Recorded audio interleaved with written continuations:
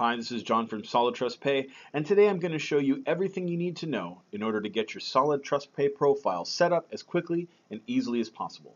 Let's dive right in. Click the Sign Up button. You can see here we have a couple of options of accounts. Today we're going to focus on personal accounts.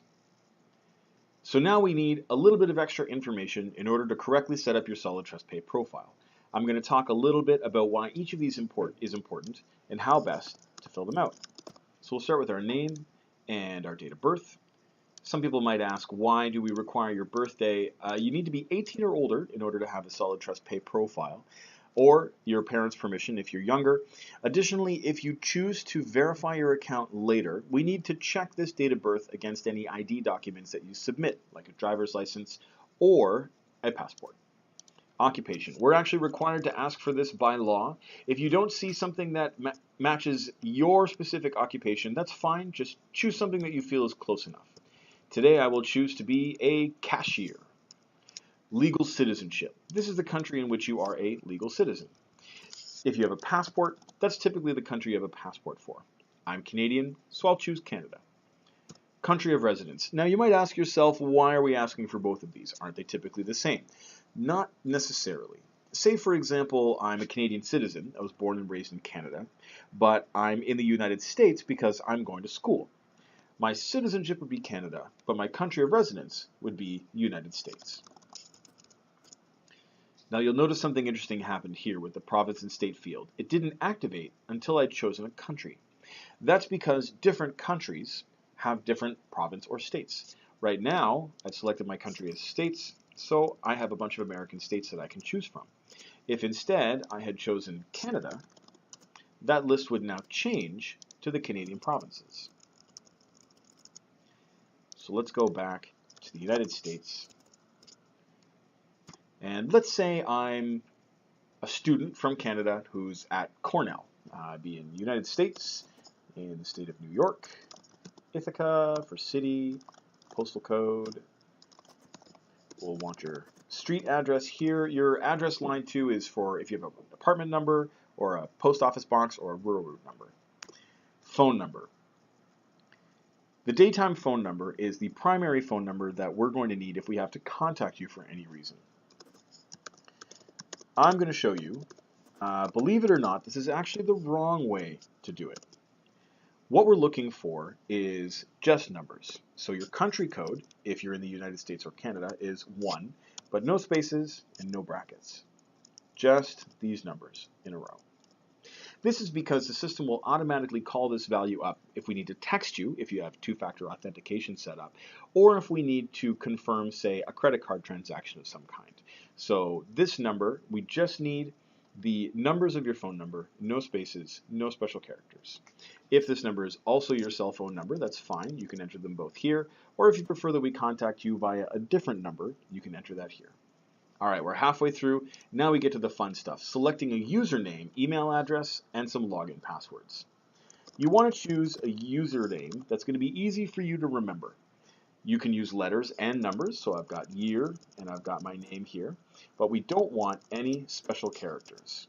These, for example, would cause your username to be rejected. What we want is just numbers, just letters. You'll also notice that we have a limit of 16 characters. I can keep typing, but no extra characters are going to be added, so nothing super long. So let's remove these. Just letters, just numbers. One last note here, I've got some capital letters in my username. Usernames are case sensitive, so when I go to log in later, I'm going to want to remember that I have a capital J and a capital S. Moving on, email address. You want to choose something that you check frequently. This is the primary way that we are going to contact you while you're using your SolidTrust Pay account. If you have transactions or important changes to your account, any notifications or any important news, those are going to be sent to your email address. We ask for it twice to make sure that it's set up correctly. All right, login password. Before we choose a login password, we have a couple of requirements. We need a number, an uppercase letter, a lowercase letter, and one punctuation mark. You might ask yourself, why do I have to have all these extra restrictions? Why can't it just be a word? Or why does it have to have a punctuation mark or a capital letter in the middle? This is to make your login password as difficult as possible for someone to guess. At SolidTrust Pay, your security is extremely important to us. We want your money to be as secure and safe as possible while you're using your SolidTrust Pay account. So we ask for a couple of extra things just to make sure that only you are the one that is accessing your SolidTrust Pay account. I'm going to go ahead and choose my login password. Now, I've chosen my username and an exclamation mark at the end. That gives us our capital letter in the middle, some lowercase letters, a number, in this case 4, and a piece of punctuation, my trusty little exclamation mark at the end here. We ask for it twice just to make sure that we've entered it in correctly. It would be really frustrating if I entered in a password that I thought was correct, but I actually mistyped it. And then I go to log in, my password doesn't work because it's not what I'm expecting it to be. I'm frustrated, I might have to reset it a couple times. Not a great experience. So we ask for it twice just to make sure that everything is set up correctly the first time around. Next up, we have a secondary password. Same restrictions, one number, one uppercase letter, one lowercase letter, and a punctuation mark. Now, something that I hear all the time is, why do I need 2 passwords? Wouldn't it be a lot easier if I only had one? This is complicated. It's a lot more for me to remember. I'll tell you why the secondary password is important. This login password is actually relatively easy to retrieve in case you forget it. On the login page, there's a handy little link underneath the login area where you can click to retrieve a forgotten password. Your password will then be emailed to you, and you can access your account again. This is not possible with the secondary password. The secondary password is non-retrievable. How does this make your account more secure? Imagine someone has hacked your email address, and they're looking to try to get into your SolidTrust Pay profile. They can go to the SolidTrust Pay login page, click on the Forgot Password link, and that password will now be emailed to your email address, which they can access, and then using that information, access your SolidTrust Pay profile. This would be pretty dangerous if we didn't have an extra layer of security in there. Your secondary password cannot be retrieved in this way. Your secondary password is required whenever you want to do anything with your money, like a deposit, a withdrawal, or a transfer. And it's also required to make any important changes to your SolidTrust Pay profile, like changing your email address. If, in the previous scenario, someone was able to gain access to your profile, but they didn't have your secondary password, they wouldn't be able to do anything with your money or change anything on your profile. So let's go ahead and choose a new secondary password. I'm going to use my trusty exclamation mark again. I've made sure that I've got one capital letter somewhere in the middle. I've made sure that I've got at least one number somewhere in my password. Next up, secret question. If you use banking online a lot, you'll be used to this. This is something that only you know the answer to, and it's a question that we can ask you when you're trying to log in and something maybe seems a little off. Did you know, for example, that SolidTrust Pay tracks the browser that you use to commonly log into your SolidTrust Pay account? Let's say, for example, at home, you use Internet Explorer, and this is where you typically access your STP profile. But you're at a friend's house and you want to access your profile from Firefox. The system will detect that you're accessing it using a browser that you don't typically use, and we're going to present you with this secret question and answer. This is going to be something that only you know. This is to make sure that the person accessing the account, whenever something seems a little weird, is the person that we want to have access to the account.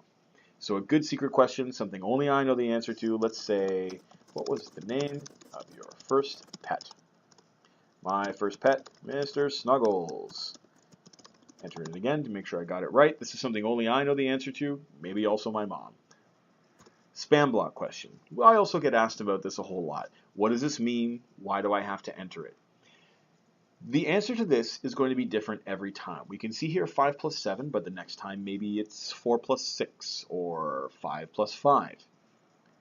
This is so that someone can't create a script of some kind that just creates 10,000 SolidTrust Pay profiles automatically. This would be very bad.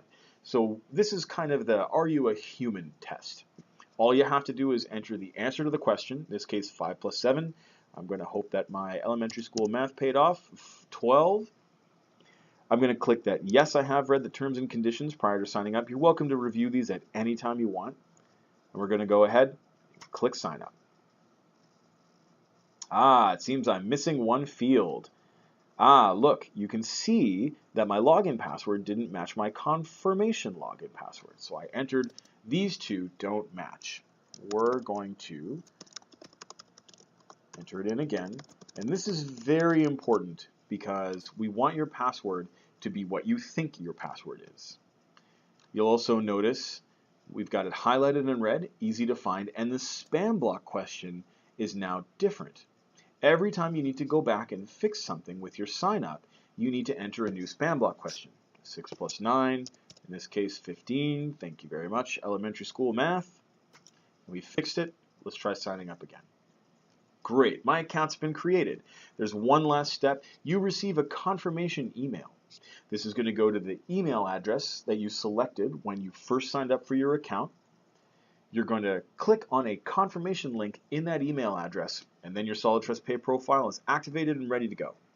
So that's it. Thanks for sticking with us. Stay tuned for part 2, where we're going to show you how you can quickly and easily add a credit card to your profile and then fund your profile using your credit card in only a matter of minutes.